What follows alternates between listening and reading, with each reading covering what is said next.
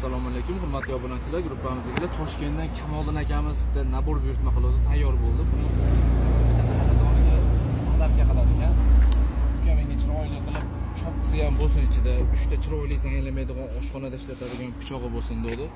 Bitta go'shtlar to'g'raydigan pichog'ini qilib berdik. Lezvalarga chiroyli qilib mana rasmlarni tushirib, orqasiga Dilmurod akaga Kamoliddindan esdalik deb yozib berdik. Mana bu pichoqlari ham moshni ishlangan, marjonlari bor, tepasida qalin materialdan qilganmiz. Ruchkasi tekstolit, lezvasi klapan materialdan bo'lgan. Bunisi ham xuddi ishladi mana. Bemalol ishlataverasizlar bu pichoqlarni, bitta taqmoni bo'ldi. Bitta reles materialdan ishlangan boltamiz, ruchkalari chinordan bo'lgan, gullarni o'yib juda moshni qilib qo'yganmiz.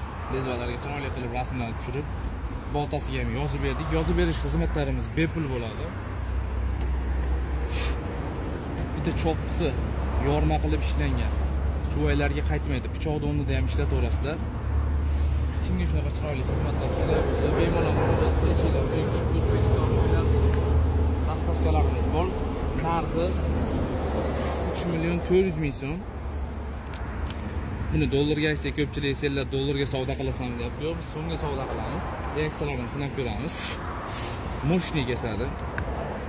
Bu pichog'i ham mana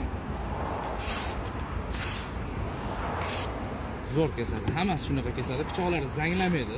Suv bilan qolsa ham zanglamaydi. Endi to'xtab turing do'stim. Biz suvga ham, bakalashiga ham nima qilib beramiz mana.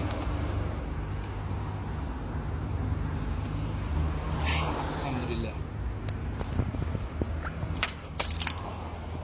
Suv bilan qolsa ham zanglamaydi pichoqlar. Yoqqan bo'lsa bitta like bosib ketish esdan chiqmasin.